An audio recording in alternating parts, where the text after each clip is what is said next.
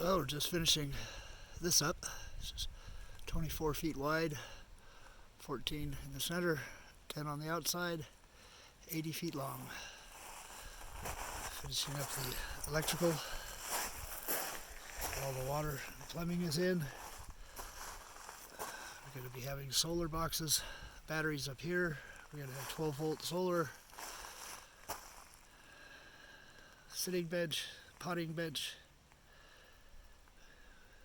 plastic, 2 inches of pea gravel, all 4x4 treated posts, 20 inches deep, cemented in.